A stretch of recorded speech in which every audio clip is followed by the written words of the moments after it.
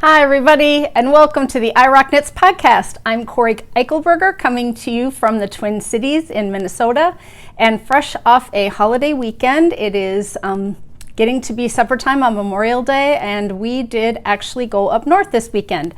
So we left on Thursday and spent some time at a resort that was practicing social distancing and had a lot of rules in place. We could not go into the lodge, but we brought our own bedding and stayed in a cabin. And when my husband was out on the giant lake fishing, he wasn't interacting with other boaters, and I stayed in the cabin and knit. So it ended up being quite a nice weekend.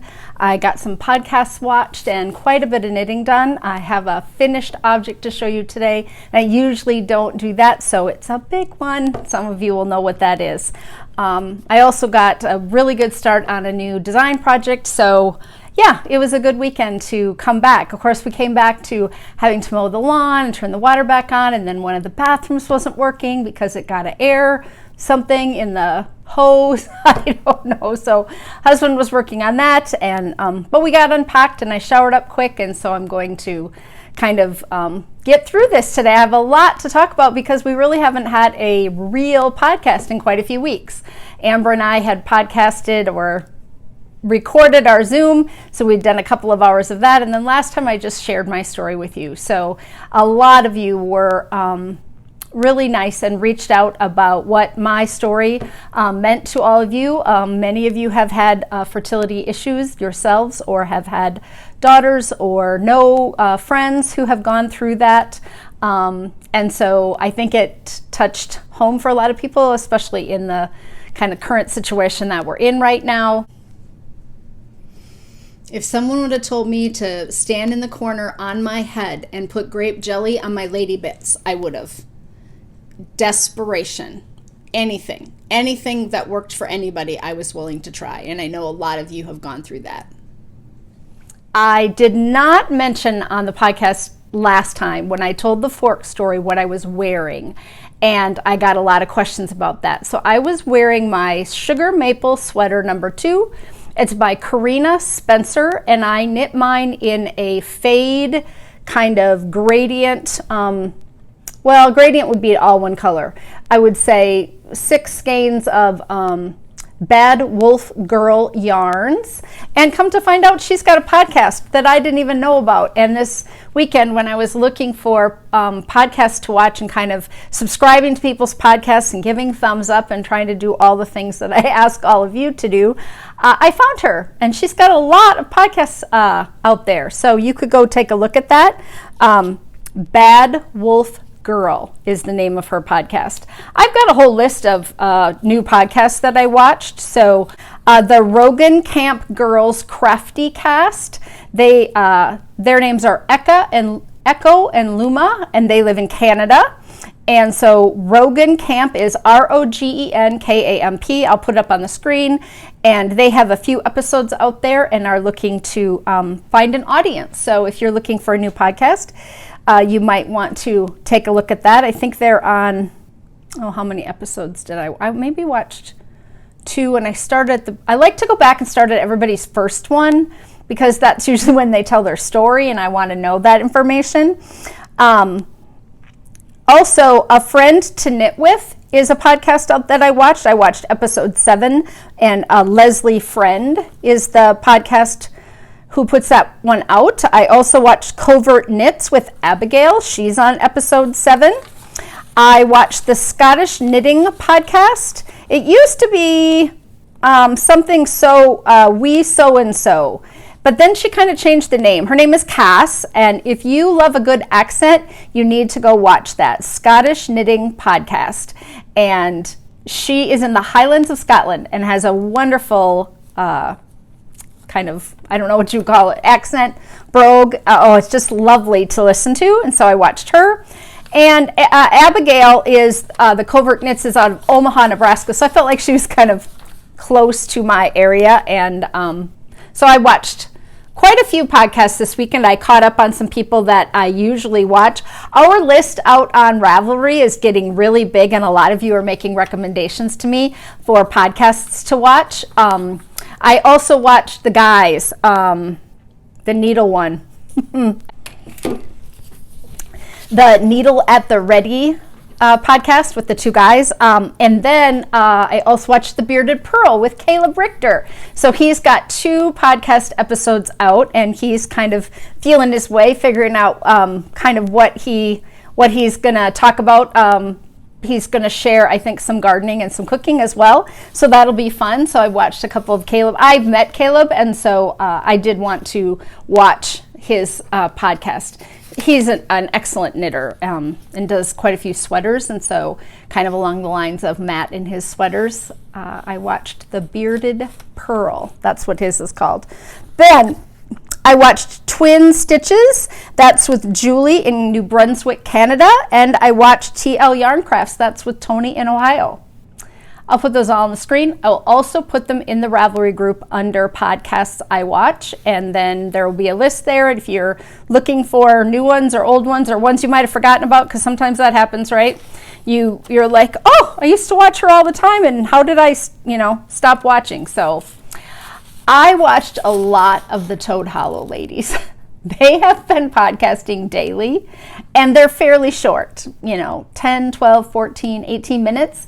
And so I just let those kind of run while I was doing my border on my big project, and they just make me laugh. They really make me smile. But they have a big summer knit along coming up that I wanted to tell you all about. It's called the Try Wizarding Tournament. They have 3 projects that they do, one for each month. So starting June 1st, July 1st, and August 1st. And they're all one skein projects, and you can participate wholly in all of those or just choose the ones you want. But they've chosen the project, and then you can use their yarn to knit along with them. I think you can also use your own yarn. I'm not sure that you have to do the project with all of yours, but they have some rules in their Ravelry group, and they also have a Facebook group, so you can find out information from either of those places. But I thought I should mention it because I like those ladies and they make me laugh. So hi, Helen and Mary Beth. I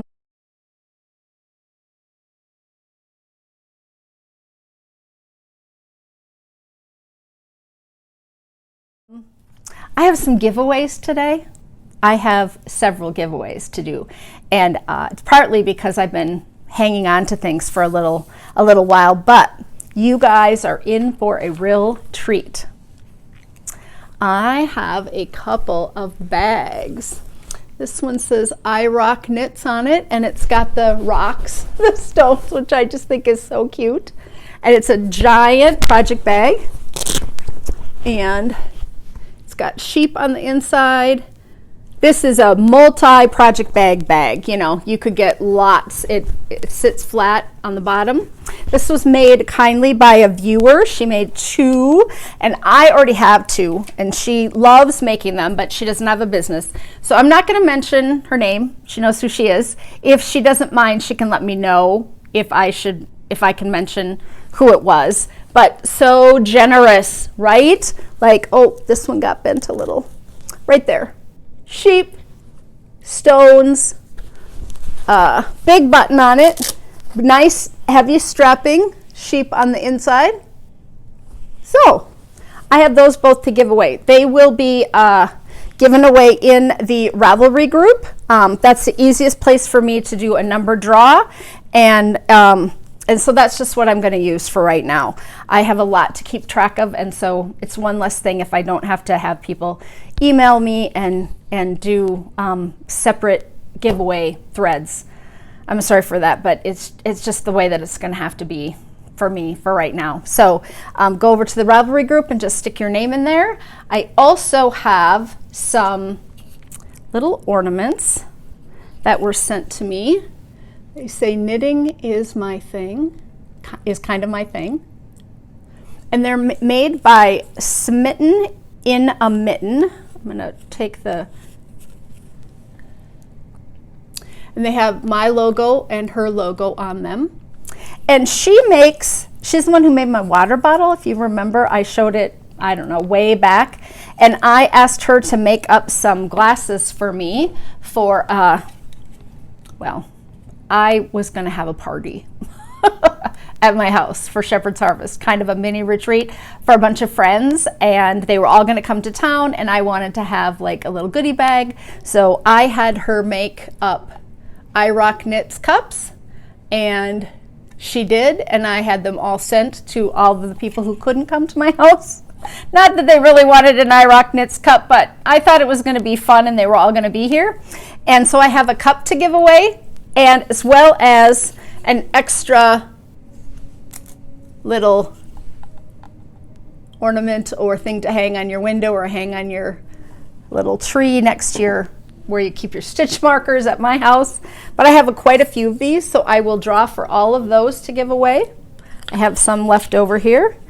And while I was cleaning the other day, I found 2 of these glass picture frames that I had done at Christmas, and in case of emergency, break glass, and I have not filled these 2, and I don't intend to. So I have 2 of these to give away. So I'm going to put all of this in the Ravelry group, and you can just go over, like I said, that's why I have a lot to keep track of. So I have the mugs and the ornaments and the bags and the frames, and I also am overloaded with I Rock Knits pens, as well as I found, after someone asked me to look, you know who you are, another I Rock Knits pin. So I have 30 of these, and they're in my Etsy store right now. So the pins are on sale in my Etsy store, and I only have 30 left, and I'm not going to reorder. And they have my little saying underneath it, colorful knits, and I Rock Knits on them with the little rocking chair. So if you are interested in getting a pin or 2 of the pens, I haven't got the pens up on Etsy, but they're coming. The problem with Etsy is you got to figure out your shipping. And I was trying to do this all on Wednesday and Thursday before we left, and I just couldn't get it all done. So I will get the pens out there. Ping me if I haven't done it tomorrow or the next day, will you? But I'm also going to give away a set of this. So just go sign up, and I'll just do it all in one thread. You'll get what you get. If you don't want the bag or the frames or the cup or the or the ornaments or the pin or the pens, then just don't sign up, right? You have to want one of any of it or none of it, because I just want to get it out to people and quit having it on my dining room table. So there you go. I have one more giveaway that I forgot about. I knew that there was a lot. A generous viewer and friend to the podcast has donated 5 copies of my Hi-Ho shawl to gift to all of you. So put your name in the podcast sign up on Ravelry in the group if you would also like to receive one of 5 copies of the Hi-Ho shawl. If you receive it and you already have purchased it, I will just gift you another pattern from my collection. So anything else that I have already printed or put out there, we'll just swap it out. Or I will gift it to a friend of yours of your choice. So if you win it and you already own it, then you could pass it on and give that Hi-Ho shawl to someone else. So I want to thank the person kindly for gifting those patterns, and we will include that in the giveaway. All those items will be listed at the top of the thread.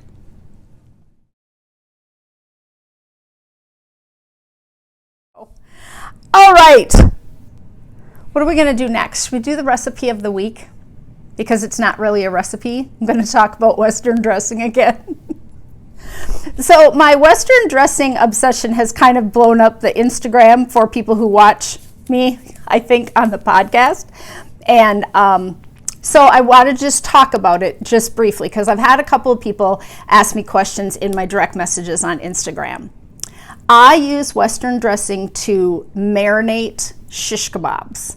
And so we put beef and on skewers, and then on separate skewers we put zucchini, whole mushrooms, onions, peppers, tomatoes. Sometimes I will use small potatoes as well, and I just lay them in a 9x13 pan and pour the sauce over the top of them. Like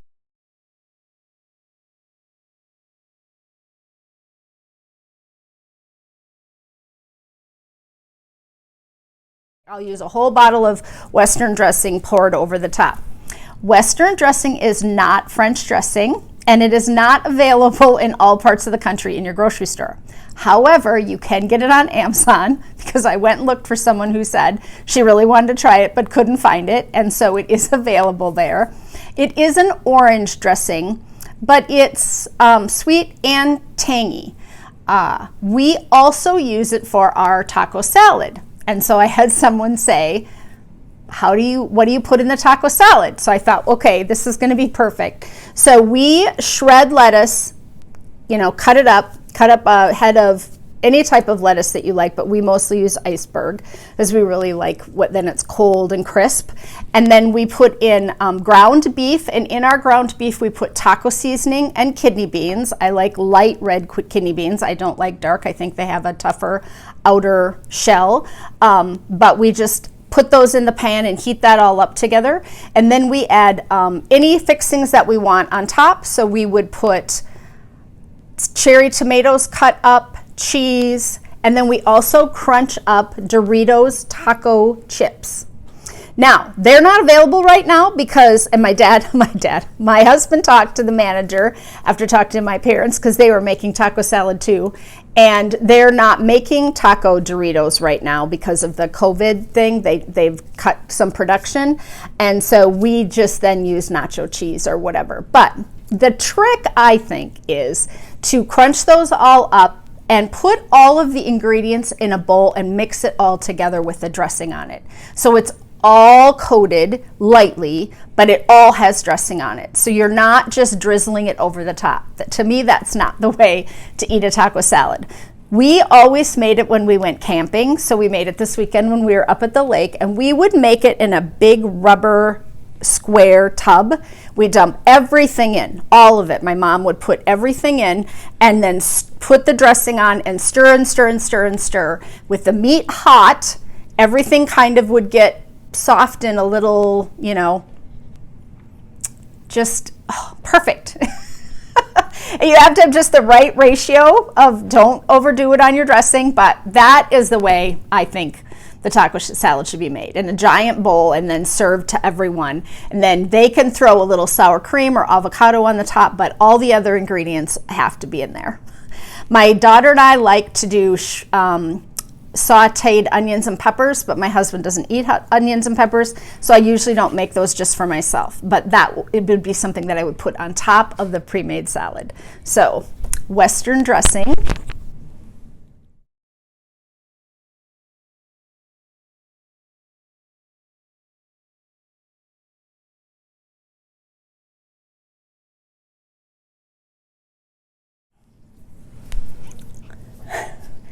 So this is what it looks like. It's by Wishbone. So if your grocery store carries Wishbone brand, then they possibly could get it in for you. But it also comes in a giant bottle, which we often buy if I'm going to do marinating and we're going to eat a lot of taco salad all summer. I don't use it for much else, but it marinates chicken, it marinates beef. It's thick. It's sticky, so it makes a really nice marinade. It kind of, and I leave the marinade sit out for an hour or so, and I will turn the shish kebabs right before we put them on, and sometimes I'll even brush on more Western dressing while it's grilling. So there's it does have sugar in it, so it is not healthy for you dressing, but I really like it, and it's gluten-free. There was some contradicting evidence out there when I first started looking, but I really checked, and I don't have any problems with it, and I've heard that other people don't either. So there you go. There's your recipe of the week. Make that taco salad and stir it up first. Corey says, write that right on the bottom of your note. Corey says.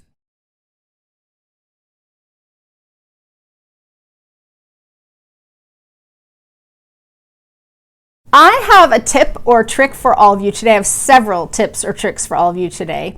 And one of the things that happened while I was chatting with Amber the other day is I went to look for buttons for a sweater.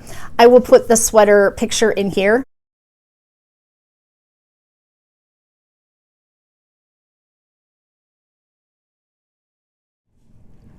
I made my great niece, who will turn 5 this week, a little baby sweater. She's tiny. She's still wearing toddler, clothes. She's just a petite little thing. And so I made just a little baby sweater, and I was looking for buttons. So I carried my iPad into the bedroom where I have some button jars in a kind of hutch dresser that I have in there. And I have 3 kind of jars. They look like this. I brought one in today. They look like this. And I was digging through, and the next thing I knew, it became a sorting party. And then they were spread out on my comforter, on my bed, and on the bedside table where I have a chair. And Amber and I were talking, and I said, okay, I guess I'm going to do my buttons now.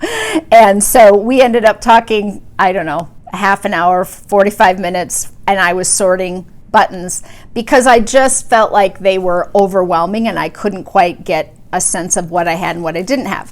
So what I ended up doing was putting all like buttons together in these little, in little baggies. So everything that was pink went in a pink baggie. A few of them are on cards. Everything that was yellow went in a yellow baggie. But as I was doing this, I said to Amber, what I do is tie together buttons that are all alike. So if I have a set of buttons that are all the same, I will tie them together. And I will use dental floss. I'm having trouble with both my thumbs. They're very sore. And so I'm wearing my braces, so I keep dropping things. This is about the 3rd time since we started this. But I just tie them together with a little piece of floss or thread. You could certainly use yarn. And that keeps the buttons that are all alike together so that I don't have to look through. I didn't have to dig through the whole. So it was pretty easy once I got started because I had already tied together lots of different buttons. So let me show you another one. So I have all little bees. These are all bee buttons. And they're all tied together. And here's just 2 buttons that are the same. But it'd be pretty easy to throw those in the jar and then not know that I had 2. And on this particular little sweater, I needed 3 little buttons. So these are tied with yarn.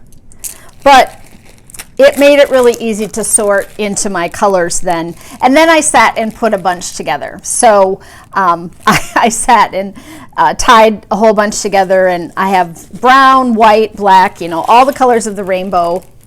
Because I'm a button collector. You guys know how I feel about buttons. I talk about them a lot. I think finding the perfect button for a sweater is necessary, something that you have to do. But I just stuck them all together, and you can tell in this bag that there are a number of them that are all tied together. But I know if I'm going for a brown button that they'll all be in this baggie now. So it really did help. I did not get down to the nitty-gritty of the tiniest buttons, those that were all left over at the end. I did sort whites in the tiny ones, but I have a bigger bag of all assorted colors, and I need to tie some together. But Amber said, you should talk about that in a podcast because tying them together is a great idea. So if you are currently home and looking for small organizational projects that you haven't done in years, my daughter has a big button collection upstairs in her room as well. She would always get a button every time I would go to a yarn store. She would go with me, and I would say, Mom's got to pick up some yarn, and so you can go look at the buttons and then pick one. So she has all the animals and all the colors, and she played for hours on the floor. She played for hours on the floor with her button collection. She would make a farm, and she would take blue buttons and make a stream, and from the time she was old enough not to put them in her mouth until she was probably, 8 or 9, she would play with buttons on the floor. And I have a huge collection. So I have 3 of those jars that are kind of full of buttons, but tie them together. So there's one of your tips for today. A second tip I had is I printed it off of Instagram this week. And someone was talking about blocking things and uses a wooden dowel to help not have things get a seam along the edge. So she sticks a dowel up along the edge of her cowl. That's kind of funny. Use a dowel for your cowl. Now you'll never forget that, right? But you know how if you lay your cowl flat, you'll get a seam on both sides, kind of get a fold line, a mark, demarcation there where you probably don't want to wear that in the front. So she put a dowel there. I usually stand my things up and use a jug, and we've talked about that before, but I thought here's another way to do it. If you have anything, you can also roll a towel, stick a towel inside your cowl. I'm really rocking the Dr. Seuss today. The dowel and the towel for your cowl. Oh, it wouldn't be a rare form without Corey going off on some type of tangent. Last tip or trick, Lori Lee Beltman is a knitwear designer and teacher.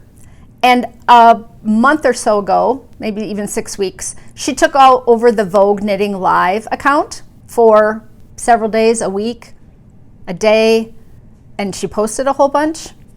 Anyway, and she was posting tips or tricks, and they were excellent. They were really good tips, and I was saving them all, as I'm a huge Instagram user. So she was coming up in my feed, and then she'd show how to make a stitch with her, she'd be videoing her hands and showing something, and so I'd save it. And I'm sure you all know how to do that, but if you want to save stuff on your,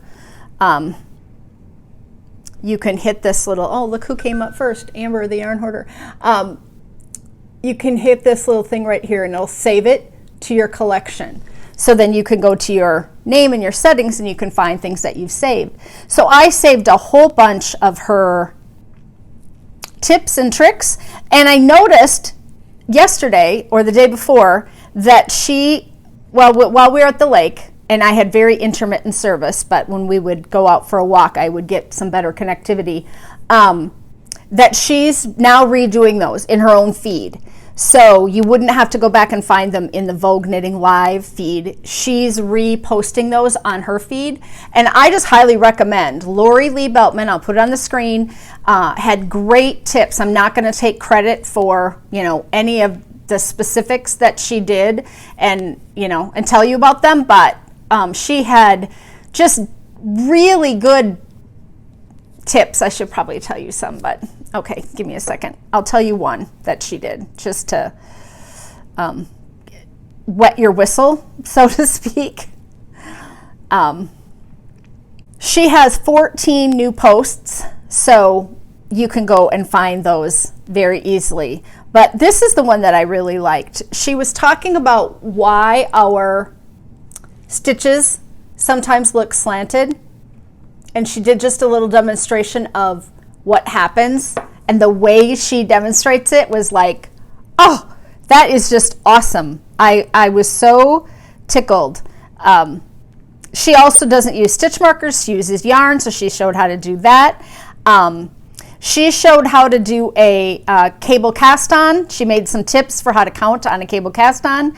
She also did how to make a knit one, slip one at the same time. Like, she just had some really good. So go scroll through there and save the ones that you like, because I have a bunch of saved tips that I have kept in my phone that I'm really happy that I have. So I also want to say thank you for all the love on my Hi-Ho shawl. So many of you have started knitting or are buying your yarn to knit it, and it just really makes me happy that so many of you are starting that knit and are enjoying it and saying that there's always something going on, but it's so easy, and that they like the checklist pattern, and lots of people doing it in different colors and not in the rainbow that I had started it in.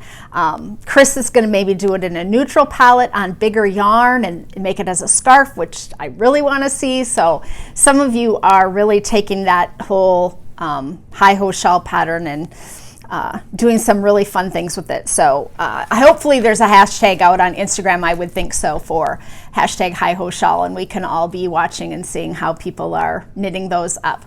Just one more time, I'm going to say it because I have had a couple of people. When you start that shawl, you hold the yarn double for the cast on and for the bind off, but you do not hold the yarn double for any other part of that shawl. So read carefully, because it says continuing by dropping one of the yarns. But some people didn't read carefully and thought that the whole thing was knit in fingering weight held double, and it is not. The buttonholes and the buttons are sewn along kind of the bottom edge of that shawl on both ends. And so for stability reasons, I made the cast on and the cast off thicker, wider, heavier, two strands of fingering, just so that it wouldn't roll as you buttoned those buttons and you got some pulling on it. I just wanted a little more stability. So that's the only reason. If you don't want to do it, you don't have to. But I did have some people kind of panic, and one lady knit an inch or two before she realized that it wasn't supposed to be held double. So I just want to say, only hold it single after you've done that cast on and the bind off edges. You add a strand in of the main color.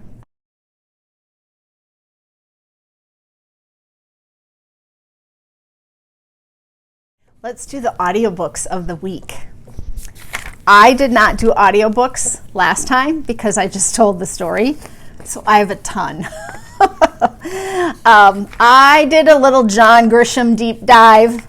So I don't know why. Usually people recommend books to me and I say, okay, I'm going to put it on my list. But one day someone said, Corey, you need to listen to this. I think it was one of you.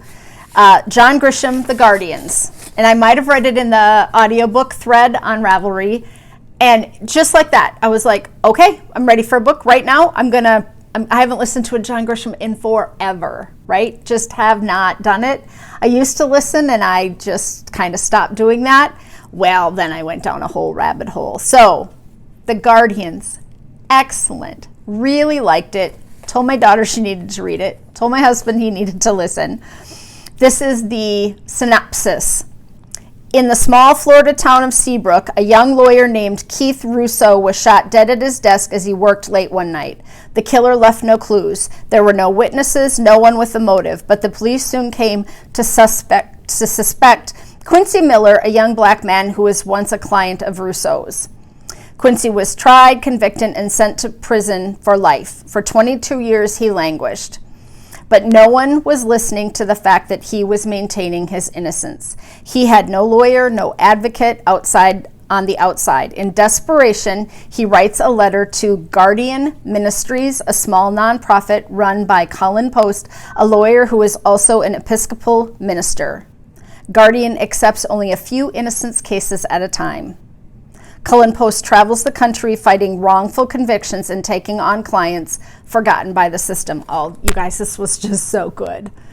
I learned so much. I felt sad and enlightened and happy. Oh, happy. It was, suspenseful and yet well written. It's, John Grisham writes a quick read. I think you can, or listen, you can just listen quickly. I highly recommend it. So The Guardians is this ministry group where they go and try to resolve cases of people who've been wrongly convicted. And we have a lot of those people in our PRISM system, and some people are doing the good work, right? Okay, then I went and listened to two more right away. And one of them is book 2 of a two-parter, and I didn't know that, and I wish I would have, because I would have started with book 1, but I listened to Camino Winds, and it is also a Grisham, and this takes place on an island off the coast of Florida, I think, and a hurricane is coming, and then a murder happens, and they have to try to figure out what happened, and it was suspenseful and really good, and I walked extra because I wanted to listen to it, which is what I love when I start listening to audiobooks, which is then what brought me to reading another one, because I thought I want to have the same listening experience over and over again. So I listened to The Reckoning, and this is kind of, to me, went back to that kind of stereotypical, this is what Grisham writes, the South, Southern families, drama, some type of accident or incident or murder or something happened. Pete Banning was Clawton, Mississippi's favorite son, a decorated World War II hero, the patriarch of a prominent family, a farmer, a father, a neighbor, and a faithful member of the Methodist Church. Then one cool October morning, he rose early, drove into town, walked into the church, and calmly shot and killed his pastor and friend, the Reverend Dexter Bell. As if the murder weren't shocking enough, it was even more baffling that Pete's only statement about it to the sheriff, to his lawyers, to the judge, to the jury, and to his family was, "I have nothing to say." Really good. Another one. Really good. But then you get to the point where you're Grishomed out, right? Like you've read 3 and you're like, okay, now I got to do something different. I got to have a little bit change of pace.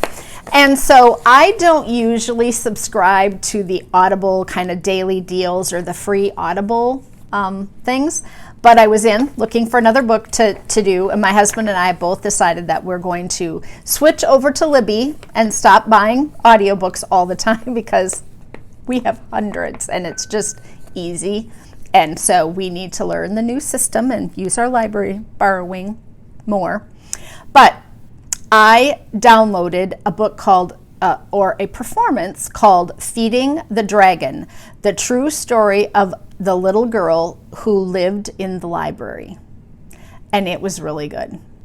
So it's by Sharon Washington, who was an actress, and she lived in the library in New York City when it had an apartment in it and there was a caretaker and someone had to feed the furnace. Her father fed the furnace, but she lived in the library. And this is an hour and 17 minutes, and it's a performance by her telling the story of her childhood and how she grew up in the library and how people are so fascinated by the fact that people actually lived in the library, in an apartment in the library. So it was really good, very interesting, Feeding the Dragon. And she would sit on the librarian's chair as soon as the librarian closed and read books just voraciously. And just it was a really interesting story. So there you go. I've started a new one already and I'm well on the way, but those are my audiobooks. And then last week or 2 weeks ago, I was out looking for a gift for someone and I came across this book, The Boy, the Mole, the Fox, and the Horse by Charlie Mackesy. And it is just lovely. It's a story written like this. So you can read it in, I don't know, maybe half an hour. It's all drawn and written. And it's about the little lessons that the boy learns from the animals and how they've lived their lives and what they could do to have a better life. I don't know if I should give too much away here. It's just a nice story. It would be a great gift for someone who was down, someone who's searching, someone who is thoughtful, someone who spends time or enjoys reading kind of inspirational quotes and things. I'll just read you one page. "Sometimes I worry you'll all realize I'm ordinary," said the boy. "Love doesn't need you to be extraordinary," said the mole. Oh, it's really good. It'll bring a tear to your eye. It's really hopeful. And I bought 2 copies. I gave one to Kylie, and we both read them this weekend. And she said, "Did you read the book?" I cried, Mom, and I said, "Yes, I read the book too." It would be a great coffee table book. Something that you would just pick up and you could open to just most pages and get a thought and really feel good. So, The Boy, the Mole, the Fox, and the Horse. I got it on Amazon. I was ordering a couple of other things, and so I just added it to our cart.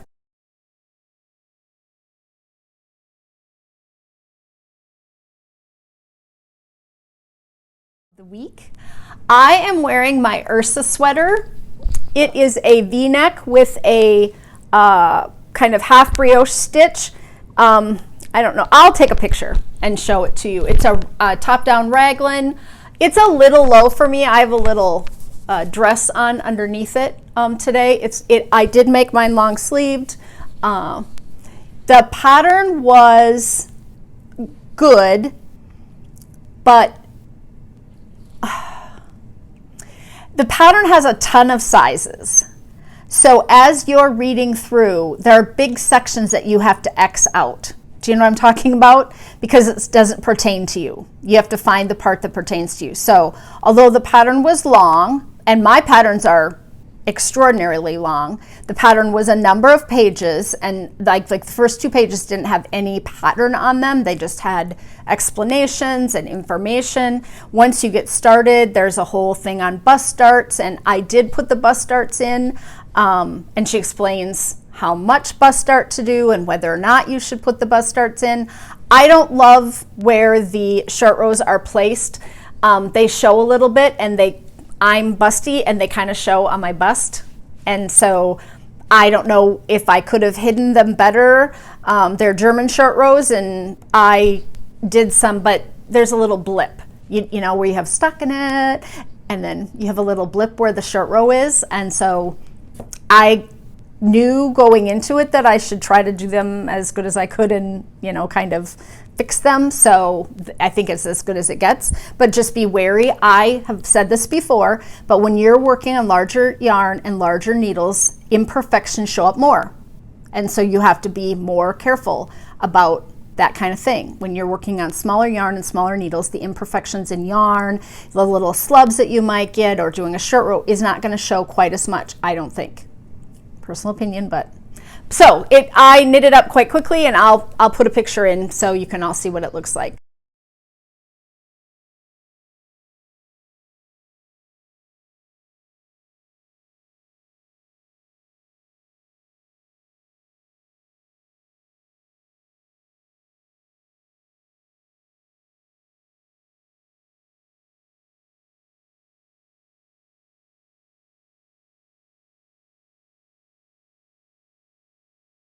I'll put it on, take a picture, or put it on my mannequin, okay? All right, the sweater of the week this week is one of my all-time favorite sweaters. It's a rainbow sweater. I thought it was applicable for Pride that's coming up here. I knit this sweater in 1996, and it is in perfect, pristine condition because I used a woolly wool, and it doesn't pill, and it doesn't stretch out of shape. And I remember that I knit it then because I was pregnant with my daughter, and I was taking a class, and I'd been taking classes with Rosemary, my mentor, and she was teaching Fair Isle, and I wasn't probably ready for Fair Isle at the time. I didn't want to knit a sweater on tiny needles with all the color work, so I asked her if I could do a color work sweater in a worsted weight yarn, and she said yes, and so that's what I did with this one. But I love this sweater. It's called Rainbows and Arrows Cardigan, and it was a kit that I bought from Knit One Crochet Two. That company is no longer in business with the same woman. It was purchased by someone else, and I cannot find the kit nor the pattern out online. But I'm hoping that some of you can, that there's someone out there who has the pattern or knows where to get the pattern, or that there is a chart written up somewhere, because I love this chart. It's just really fun. It looks like a lot of work, and it's not. You have a few rows of color work where you're carrying 2 colors, and then you have some plain rows, and then a few rows where you're carrying color and some plain rows. And we did insert the sleeves. Of course, it's a dropped shoulder construction because that would be very typical of a Fair Isle sweater, or even if you're just going to do a Fair Isle yoke. So I tried to follow all of the necessary teachings of the class because I wanted to learn how to do that all. And this is also, so here is the beautiful corrugated ribbing with all the colors that are in. So it has a number of colors: yellow, brown, orange, kind of maroon, red, dark purple, red, that maroon again, orange, brown, yellow, green, green, blue, blue. So starting in a kind of a rainbow, lots of color in this. It was, like I said, a kit, so it came with all the yarn. I think even pre-wound. I bought this kit, if you're a Minnesota knitter, at Yarn Over when it was held at St. Catharines. So that is, I don't know what years it was, the Yarn Over event was held at St. Catharines, but there's a big kind of gym room, and I bought this kit at Yarn Over before I was ready to knit the kit, but I loved the yarn and the colorway. And I learned so much from knitting this sweater. It just has great memories for me, and it's big and oversized, and I still wear it. I wear it every spring and when it comes out, because it's just super fun to wear. So I wanted to share that today, kind of for pride and kind of honor some of those people, some of my friends who will be celebrating and wearing their rainbows as well.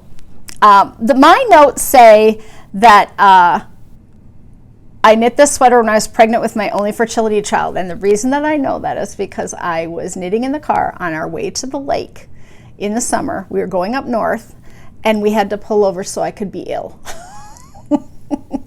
And I remember thinking, I don't want to throw up on this sweater. That's a memory. I will never get rid of this sweater, right? Especially after the fertility story I told all of you guys. Yep, so 1996. Kylie was born in January of 1997. So this is the morning sickness sweater. Oh, okay. So one of the things I just want to add about this sweater is that don't be afraid to change the gauge on something. If you don't want to knit it in fingering weight or sport weight or worsted weight, you can change it. There are ways to just figure out what your gauge is and then find the number to cast on, so you either make it smaller or bigger than the one you would have made had you been making it with the right weight of yarn. So, you know, this one happened to come with the kit with the pattern, but I have done this a number of times where I've said, I don't want to knit with fingering weight, I'm going to knit with DK. Figure out my gauge, say, okay, in order for me to cast on, I needed to cast on 200 stitches. I'm going to find the size that has about a 200 stitch cast on and follow that for the whole thing. Does that make sense? It's not that difficult if there are a lot of sizes for the sweater. You can just use different numbers. Figure out which ones you need to use and then use them. The calculation is not that difficult. So you have to play with it a little bit, but as soon as you get it, you can just follow the other size. And I know that people who've knit a lot of sweaters do that often, and it makes things more accessible for them.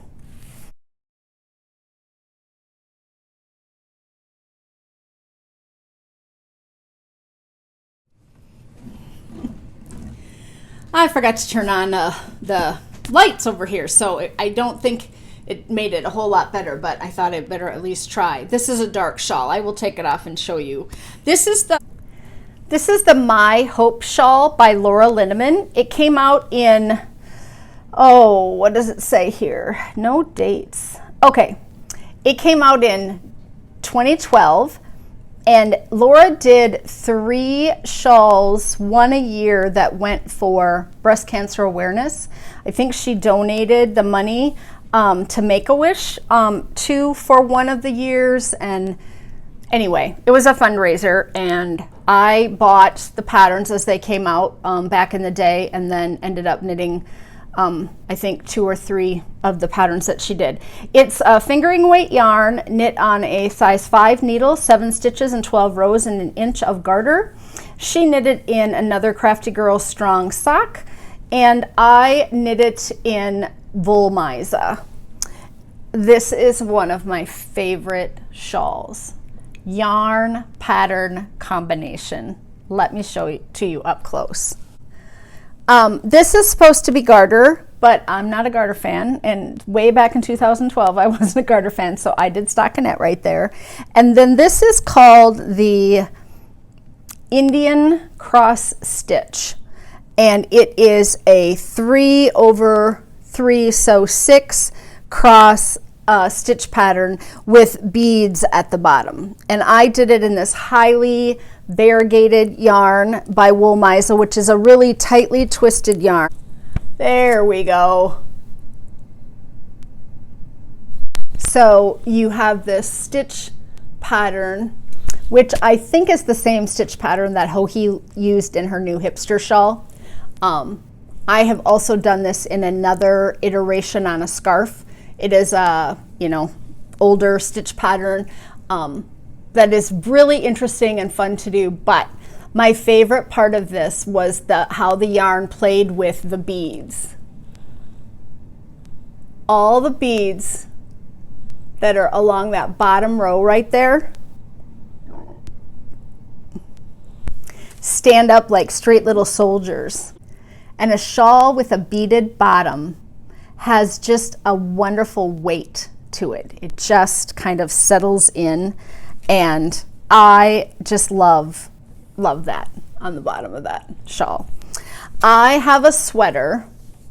It's the bottom knot sweater from episode 5, because we were in the bees. So way back at the beginning, one of my favorite sweaters has the knots along the bottom of it, the twisted knots, and then it was kind of a basket weave that matches this shawl perfectly. And so I wear them together all the time. And I might even have talked about this shawl on that podcast. Well, if I did, you get 2 for 1 here. But yeah, it's just a lovely pattern. It's available for $5, and many hundred people have knit this pattern. It was a really fun one to knit, and if you've never done that cross stitch before, I would highly recommend that.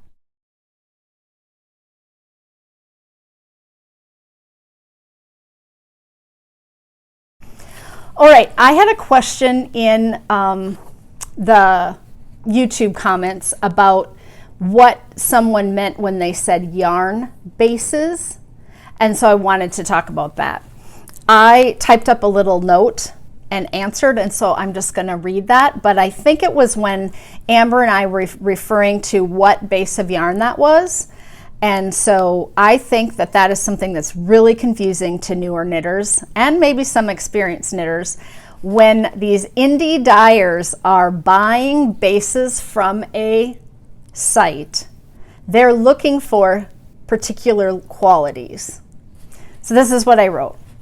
Yarn bases are what the mills produce to make yarn from sheep fleece, merino, yak, alpaca, or what is produced by another method like silkworms, cotton, or flax. But also the type of yarn that is spun. So 80% merino, 10% cashmere, 10% nylon is a yarn base, or 100% Shetland wool is a yarn base. It's the type of yarn you're using before the dye process has been applied. Many yarn dyers will have several bases they dye. There are hundreds of options. But if I say, what base is that? And someone says MCN, then that means merino, cashmere, nylon. They're just abbreviating it. And a yarn dyer might have a merino base and a superwash merino base and an MCN base and an MCS base, merino, cashmere, silk. And those are all different things that dyer orders from a company on Bear. The Bear yarn comes in that way. So if you like one dyer's base of yarn a lot because it has a good twist or it doesn't have a lot of twist and you like it, you can find it in other dyers if they're using the same mill, because they're buying the same base product and it's only the color that they're putting on top of it that would change. But it also has to do with what kind of wool is that. So someone might say, what base did you use? And you might answer BFL, Blue-Faced Leicester, or you might answer Merino or Gotland, because that's the base of the yarn that has the color on it, or it could be a natural product. But it's kind of an all-encompassing term, and people, especially I think podcasters, will throw it out kind of assuming that everyone knows it's an 80-10-10. Well, 80-10-10 would probably be 80% merino, 10% cashmere, and 10% nylon. But it can be that last 10% silk. That's not as common, but some yarn dyers do have it. And it takes the dye differently. So you wouldn't necessarily want to buy one skein of one and one skein of the other and mix them in the same project. You can, not going to hurt anything, but you might get a different tone in the yarn, especially if you were trying to do it in the same color. But yarn bases, or what base did you use, or what base does that dyer have, that's just a term that's encompassing all of that, meaning what's the yarn? What is the yarn made out of? What is it called? What kind is it? That's what they're asking. But if you were a yarn dyer, you would go and you would buy a DK base. This is my DK base. This is my worsted base. This is my fingering base. That's what they use. And a lot of times the yarn dyers will name those cute names. They'll have a cute name for the 3 or 4 bases that they carry. So instead of just calling it fingering, they'll call it, let's say they'll call it Twinkle because it has stellina in it. So it will have another name and they'll say, this is on my Twinkle base. And you'll be like, I don't know what you mean by that. Probably fingering with stellina in that case. And they'll have cute little names or fancy names or themed names depending on the name of their company. They might theme all of but it's all the same thing. So if you were confused by that, you're not the only one. There are lots of abbreviations that people use, and I think podcasters kind of tend to throw it out there quite flippantly as if everyone's going to understand it, and you might not.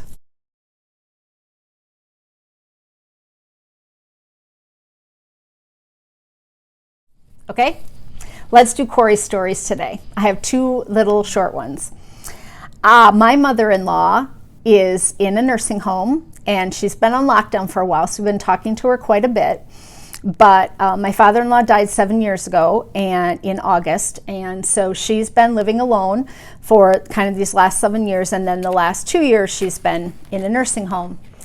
And I got an email from someone that she knew once, and it just touched my heart. And so I'm going to read this email to you. Hello, dear May. Wonderful to see your card in the mailbox when getting home today. My mother-in-law is a huge letter writer. She writes everyone, and she does a brilliant job of writing letters. Should get right outside and check the cattle waters and the feeder, but was so excited to see we could send an email that has to come first. Since this was Thursday, some of us were at the Brandon History Center doing some work this morning. There have been some Thursdays we couldn't work there due to the weather this winter, and you can look out the window and know all about that, no doubt. Was a little disappointed to hear that there was another 3 to 5 inches of snow coming and more 20 below weather. Certainly had hopes that by the 1st March things would moderate somewhat. Texted Johnny and Brittany right away to greet them, and they say hi and they miss you. The baby is doing well. Brittany had a very rough few days before they finally did a C-section and took baby out, so the recovery is longer. Elsie May was born January 7th and weighed 7 pounds 1 ounce and was 20 inches long, so she was bigger than either Johnny or Brittany when they were born. She has dark hair. I keep waiting for it to turn red. Brittany just hopes it starts to grow back in soon so she isn't bald like Johnny. The way they came up with the Elsie is that they took the grandma's first initials, L from Luann and C from Cheryl, to make Elsie, which equals Elsie. And then the May is for what their wonderful neighbors named May. Isn't that cool? My mother-in-law's name is May, and they named their baby for her. So you and I are connected in her name. Brittany's breastfeeding and Elsie is thriving. Yesterday they came and spent part of the day with me. Fun surprise. Better get into my chores clothes. Wanted to do this right away because of being so excited to hear from you. We love you and miss you, Jerry and Cheryl. You never know what you are doing in someone's life. May was a wonderful neighbor to these people. My mother-in-law was a grandma in the schools where you would go in as an older woman and help kids during the day. You would listen to them read in the hall, you would open their milk cartons at lunch, you would tie their shoes in the morning, and she was a grandma at school in this small town for years, and everyone called her Grandma May. And she was a wonderful, helpful neighbor to people and would always be there to lend a helping hand. And now, all these years later, Elsie May is going to carry on my mother-in-law's name. And I was just so moved by that we got this letter. They didn't tell her, they didn't write her, they just had a fondness for her. Isn't that what we need to hear, right? That your kindness to someone could mean that much years later, that they would get married and then name their firstborn child your name for the middle name of the child. Oh, I get choked up every time I read it, and I just didn't mean to make you guys cry again. Anyway, I just thought I would share that with all of you because it sure meant a lot to me. Last thing, I ordered some Brown Sheep Wool Company Nature Spun DK, whole bunch of it, because I'm doing a color work project and I'm writing a bunch of patterns, and I'm going to use this DK and sport weight yarn from this company. And it's really hard to shop right now, and so I was looking for a big palette of colors for color work, and I ordered all the blues and all the purples. It's fairly inexpensive yarn, and I knew I was going to use it for this big project, and so I went online and I ordered, dark blue, medium blue, light blue, dark purple, light blue, all of them. And I would say, a lot of skeins. And I got a call from the Brown Sheep Company, and it said, you put 20 skeins in your cart, and one of the skeins is not the same base as the other 19 skeins. Would you like us to swap that out for the next closest color? And I was so tickled because I didn't mean to put, it was kind of an unspun Icelandic looking wool was their other weight of yarn, and I had just inadvertently put it in my cart. But they took the time to stop their process of packing and call me and ask me if I would want the other weight of yarn that I was ordering. Yes, thank you very much for that. And can I give you a tip as an employee and tell your boss about you, because that's amazing customer service, and I will be back. I have since gone back and bought all the red, orange, and yellow colorways because I'm really loving this yarn. It has a really nice squish factor, and the price point was right, and they've got tons of colors, and I just thought I should pass that on. So if you are looking for DK or sport weight, go to Brown Sheep Wool Company out of, I think, Nebraska, and give them a try, because they're definitely worth your time and energy to buy from them right now. And it took no time for my yarn to come either, which is amazing right now, right? I wouldn't blame anybody if they didn't want to ship lately.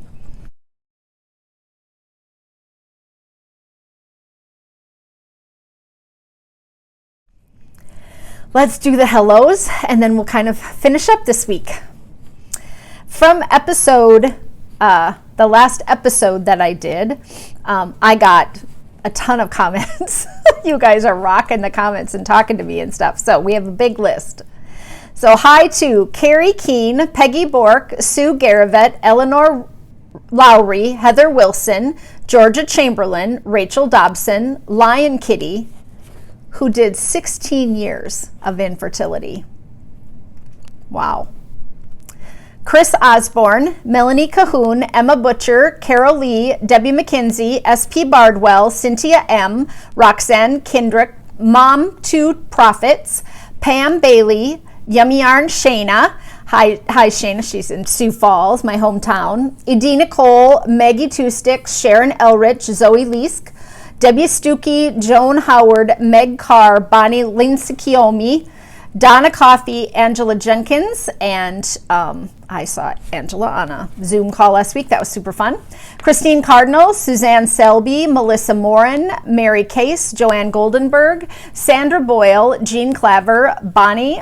Hi, Bonnie. She's a personal in real life friend. Claudia Davidson, Julie Smith, Sherry Thurber, Nan Zigroni, Stephanie Haberman, Ottgram 1, Lisa Long, Margaret Ann Provenza, Linda Reed, Deborah Moran, the 3 Pie Podcast ladies. I watched them this weekend too. Irene and her 2 cohorts in crime always make me laugh. Gloria Petio, Kathy B., Glenda Cornwell, Judy L., Inger Melmberg, get that right, I'm getting tongue-tied, Janet Robertson, Mary B., Liza Kingston, Coleman, Amy Blanford, Regina Hobbs.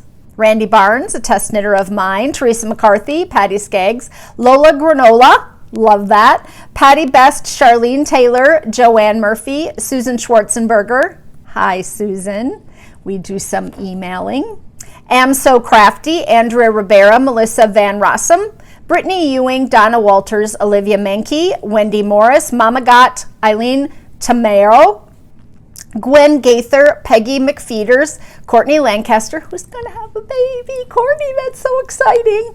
Her second one. She used to podcast, and I knew Courtney. I've met her in real life. Erin Marks, hi, Erin.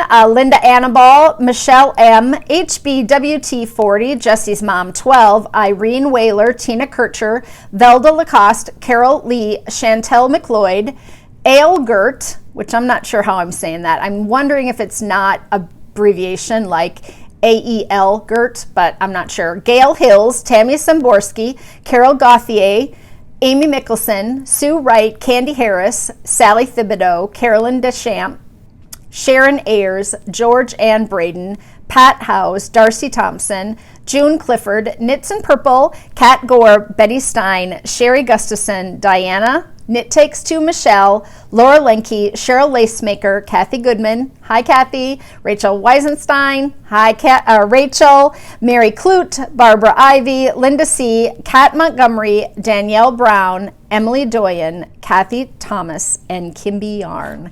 233 comments that I had to get back to people this week and kind of say, you know, hello and how are you? And thank you for your kind words about my fork story. So many of you liked that. I just want to show one final thing here at the very end. I finished Kylie's blanket, finally. After all this time, I got the entire thing done. I put the I-cord edging border on the whole blanket. I will put a picture in of the kids holding it up while we were at the lake. The whole thing is done in fisherman's rib, fingering weight held double with a skein of white or kind of cream natural to go with it. I knit the whole thing on a size 6 needle. It looks like brioche, but it's not. I've talked about it before. I started it in November, and my goal was, wrongly, to think that I could get that done by Christmas. Didn't happen. And then my daughter's birthday in January, didn't happen. And then for the end of the year, when she finished her 1L term of law school, I finally got it done and gifted it to her this weekend. So she was shocked and surprised because she hadn't seen me working on it. And it, she's got her first apartment, and I thought it would be fun for her to have a blanket that Mom made. It is quite tall and long. It's a single person kind of snuggle down blanket. I had her hold it up couple of days ago, and she thought it should be just a little bit longer. So I did a few more rows, I think 5 or 6 inches, and then I put the I-cord edge around the whole thing. I held kind of a sandy gray with a cream, kind of just a neutral for around the whole thing. So I was really happy to get that done and off the needles, but I honestly think I'll do another one You can finish a blanket in 6 months. It was almost to the day from when I started in November that I got this blanket off the needles. And I don't think that blankets have to be a long-term project. I loved working on this. Every time I was on Zoom, every time I was at a knitting group, it was mindless. I didn't have to think. I could just zoom away on it. Toward the end, it got bulky, harder to turn. So it, got a little cumbersome toward the end. And I think that's why I wasn't making progress quite as quickly. You can just kind of turn the top of it and not flip the whole thing eventually.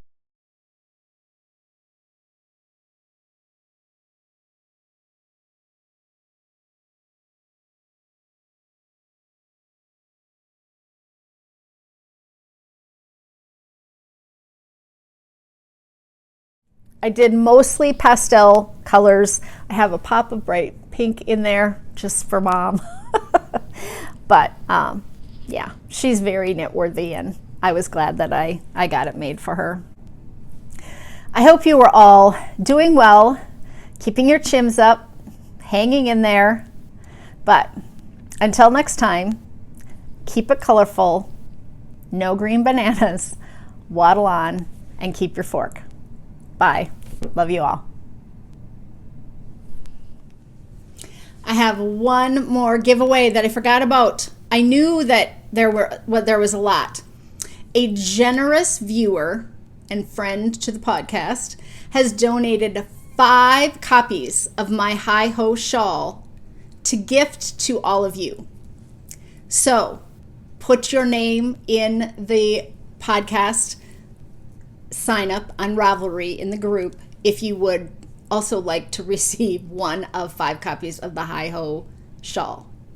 If you receive it and you already have purchased it, I will just gift you another pattern from my collection. So anything else that I have already printed or put out there, we'll just swap it out. Or I will gift it to a friend of yours of your choice. So if you win it and you already own it, then you could pass it on and give that Hi-Ho shawl to someone else. So I want to thank the person kindly for gifting those patterns, and we will include that in the giveaway. All those items will be listed at the top of the thread.